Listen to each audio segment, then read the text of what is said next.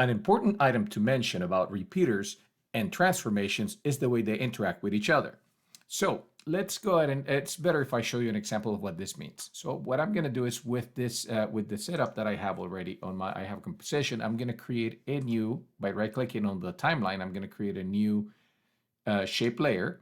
And into that shape layer, I am going to add an ellipse. And I'm going to make it a little small. So I'm going to make it about 50 by 50, probably 25 by 25. So basically my goal with this exercise is to create a grid of dots in the screen to work as a background. So with that done, I'm going to leave it where it's at. I'm also going to add a fill color, and I'm going to change that fill color from red, which is the default, to white in this case.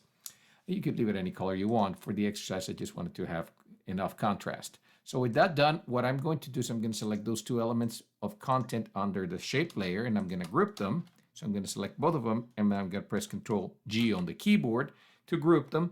Then with the group highlighted, I'm going to hit the Enter key or Return key on the Mac, and I'm going to rename this to Circle. As I've always said, it is good practice to rename anything that you're working on. It will make your life easier as you progress throughout your compositions.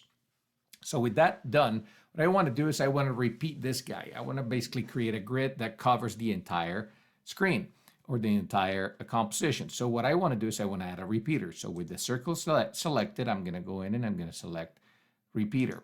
Now you'll notice that I have a repeater, but it went inside the circle, and that's not what I want. I want that to be outside of the circle. So let me undo that, Control Z, and instead of selecting the actual circle, in this case, what I want, I undid one too many times. I want to select the shape layer. I want to make sure that I have the shape layer. And the reason for that, again, is because the repeater basically repeats anything that's above it. So if I want to create several versions of this, that would be married to that circle. It would be repeating everything that's inside that circle, but not the actual group. And I want it to repeat the group. So that's why the repeater needs to be outside. Therefore, you need to make sure that you select the layer and not the element that you think you want to repeat, because that will put it inside that grouping. So with that done, what I want to do is I want to make more copies of this. So I'll uncollapse the repeater one, and I'm going to make, let's say, 21 copies. Now you see that after a few of them, they just basically go off grid. And if I were to move that, you'll notice that I have extra circles or extra copies of this moving to the right. That's where the offset utility comes in for the repeater. So now I know that I have 21 dots on the screen, 21 copies of the original. So what I want to do is I want to offset this to -10. -10 being the middle point. So basically that would be 1, and there will be 10 in that direction and 10 in this direction. Now I only see 1, 2, 3, 4, 5, 6. So if I want to bring them in, that has to do with the position of each one of those repeated options. So here's the key where things start getting a little dicey, which is, okay, so how do I bring those in? The way we did it on the previous video was by going under transformations for that repeater object. So now you have, at this point, I have the circle grouping, which has its own transformation values. Then I have a repeater, which has its own transformation values. And I have the transformation values for the layer itself. So how do I know which one's which? Well, the circle transformation affects only those items that are inside that grouping.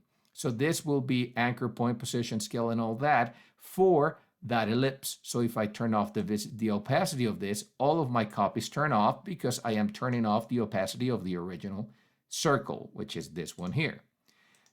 If I do this, the transformation for the layer itself, anything that's on that layer will also be affected. So in this case, you'll notice that they all get the transparency of it gets turned off when I scrub the opacity value for that transformation value for the layer. However, when it comes to the repeater transformations, they sort of stagger, or they basically cascade across the copies of what that I have repeated. So how does that work? Well, let's take a look at the opacity. In this case, you'll notice that I have two values for opacity now, end opacity and beginning opacity. So if I reduce the end opacity, you'll notice that some of them are brighter, some of them get darker.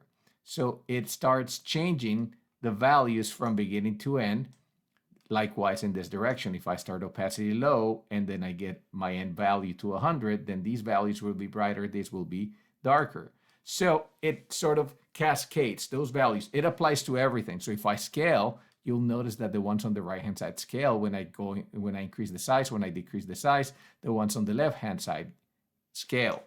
So these cascade, the transformations under the repeater cascade across the entirety of the copies that you are creating. It applies for, like I said, absolutely everything. Position, scale. So let's say if I change position, you'll see that they change accordingly. It's not unified as it would be if I were to change with the transformations for the layer. Say, for example, I change the position with the layer, transformation values, everything moves. So that's something that is key to be understood. We need to understand that the repeater transformations are the ones that actually give us control of each one of the copies independently of that grid that we're creating. Now let me go ahead and collapse this repeater and make a copy of it, Control-D. And before I actually do that, let me undo that really quick. And let me go to the repeater, and I want to change under the transformation. I want to change the position value from 100 to 50 so that they get closer to one another. Maybe let's make it 75 so that they fill the entire screen. And I want to now make a copy of that repeater. So I'll go ahead and select it and press the Control-D shortcut on the keyboard, or go Edit, Duplicate. And then with this one, I want to change the values for that position, reverse the position values for the repeater. So instead of repeating on the X value, I want to repeat on the Y value. So if I make 75 0 and I make the Y value 75, then I have a grid that fits the entire screen. Now, the beautiful thing about this is that all of those things that I just talked about, the transformation values, they actually apply to both repeaters. So if I go ahead and change the repeater values from this to 0, as you see, you'll notice that it gets dim over here and it stays bright up here. If I go to the repeater 1 transformation values and I change the end opacity, you'll notice that I start controlling basically how this grid sort of appears or disappears across the screen. So you now have control, if you were to keyframe all of these things, as to how they appear on the screen. You could make them fade in from one corner to the other, for example. So let's actually play a little bit with that. So let's go ahead and bring everything down to 0 and set keyframes at the beginning for opacity, for example, for the 2 repeaters. Then I'm going to go to about 2 seconds. And in about 2 seconds, I want to bring in the end opacity of the first repeater and the last repeater up. And let's see what effect that has on the screen. So I am repeating from that point. So let's actually do the reverse. Let's actually get those values, undo and undo to bring that. And let's go ahead and bring in the start opacity up to see what we get. And you'll notice that I get that kind of an effect where things are sort of spreading from this corner down towards the other corner.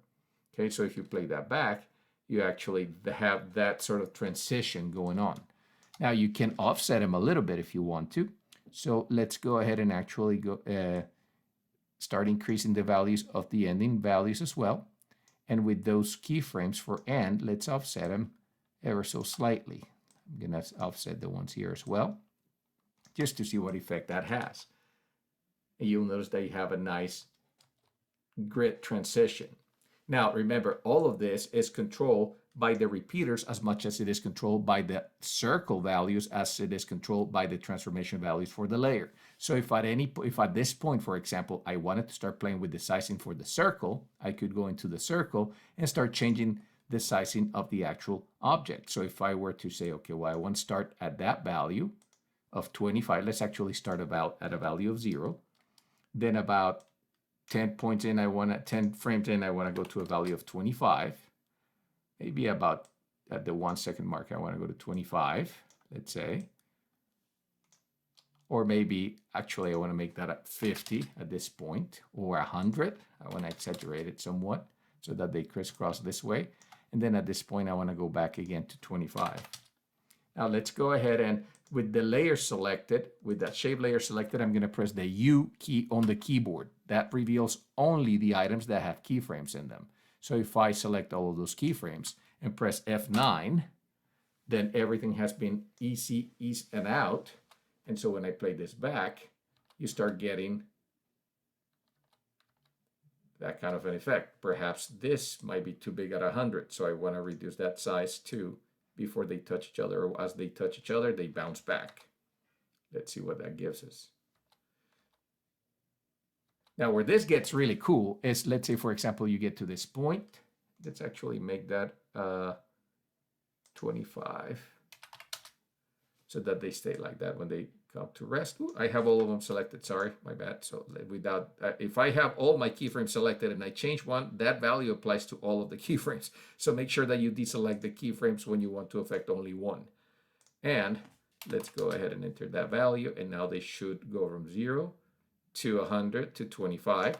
And then let's say at this point, I want to start working with rotation values for the repeaters. So if I want to start playing around with rotations, watch what happens. If I go ahead and play the rotation for the repeater 2, for example. Let me change the rotation value. All of a sudden, I'm getting this kind of like bending effect that I could play with. So let's set a rotation value here for that, and maybe a rotation value of a few degrees. It doesn't take much to make this change. So, and perhaps I want to then bring that back down, my opacity towards the back. So let's start looking for what brings that opacity down on the back dots. So let's say that's what that does.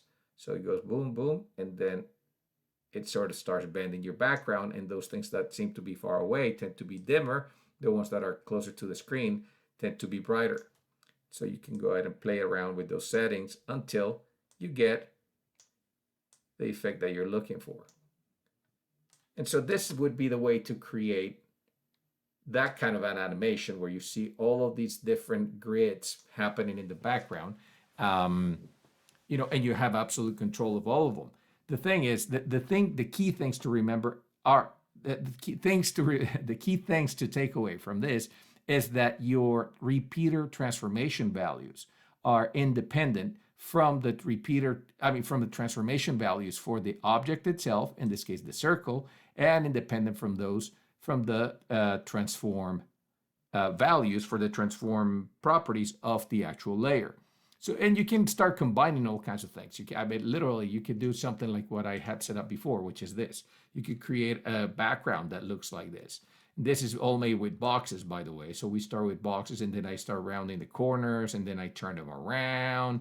You know, and I use some of the shapes that I create to create masking so that it looks like the thing that's growing this pink box. It's interacting with the boxes in the middle, but it's not really. There's other boxes in there. So it's fairly straightforward to create something like that. Let's see if I can do that fairly quick. So let's go ahead and create a new composition here. And I'm going to follow the same process. I'm going to create a shape layer. And I'm going to add a circle to that shape layer. So that's an ellipse, and I'm going to add a fill to that. I'm going to leave the fill as what it is, and I'm going to leave it the size. By default, when you create using the method that I just used, the size of whatever you create is 100 by 100. And so that works for me. If I uncollapse the ellipse, you'll see that that's 100 by 100. So if I create a box, it will also be 100 by 100, which is fine. I'll leave it as is. So with this done, what I want to do is I want to group these two things together, and I'm going to call them box. Okay, and I'm going to make two copies. Actually, I'm going to call this one main so that I know which one controls everything. So that's main, and I'm going to make two copies of that main. Command D, or Control D, Control D. The top one I'm going to rename Matte. The middle one I select, press the Enter key on the keyboard, and then I'm going to rename it Fill or Box. Let's call it Box. So my matte will be a mask that is going to be masking the box. And how do I make that interaction happen? Well, to make those two things interact with each other, you need to combine them first and foremost. So if I combine those two things, Control G, and I'm going to rename them, let's say I'm going to call this one Yellow Box because that's going to be my first box and it's going to be yellow. So if I do that, let me uncollapse it. And then I want to combine these two items. Now, in this case, I want to add something called Merge Paths.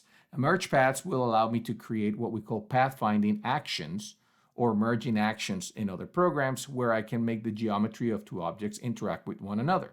So in this case, I want to make my math, basically the math that where they both intersect is the area that I want to remain visible. So for doing that, for the merging paths, in order to work for that merging paths for these two items, I need to make sure that I select the yellow label, click add, merge paths, and you'll see that it got added inside that yellow box. Now, this is a case in which the adding of the component to that particular object in the shape layer needs to be unique to that yellow box. You'll notice that my main doesn't have any merging. So that's what I want. I want them to be merging both of them. So the first thing I want to do is I want to change the color of my fill for this. And the color is going to be, for that merge paths, is going to be yellow. Like I said, I wanted to rename that layer yellow. So there it is. And then I want to move my box object within yellow. I want to move that object from position 0, 0 to 50, 50. 50 and 50. You'll notice that it moves it to the right and bottom. Now, these two objects are merged because of that merging paths object that I had added, that component. Now, the merge paths gives me the ability to switch the mode as if it was a mode, but in reality, these are all what we call pathfinding or Boolean operations in 3D, where we actually utilize the way the two shapes interact with each other.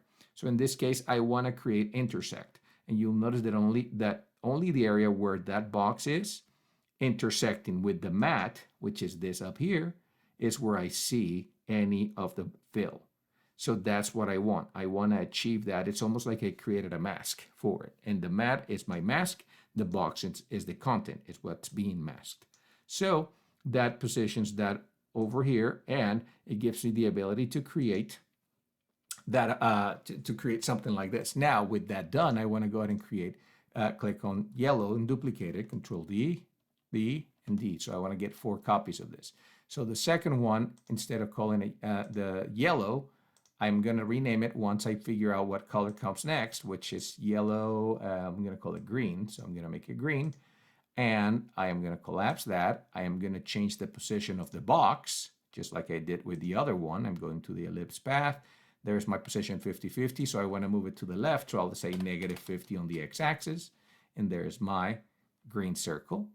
Close that, close box, and actually this should be called circle. I just noticed that I called it box. So, and then I want to rename the yellow to green. So select the label, press enter, and rename it. So that's green. For the yellow 3, I'm going to go to the fill, change it from yellow to what comes after green is this aqua color. So I'll call that aqua. And this would be moving up. So it will be at a position for the box, would be at the ellipse tool, would be at negative 50, negative 50, negative 50 to move to the left, and negative 50 on the Y to move up. There it is. And collapse that, and I'm going to call it aqua. And for the final one, I am going to call it whatever color comes next, which should be dark blue. So, or blue. So I'm going to call it blue and change that fill to blue, go under the box, ellipse path, change the position from 50 on the negative 50 on the y-axis to move it up, and 50 on the x-axis. And then I'm going to select that yellow for, and I'm going to call it blue.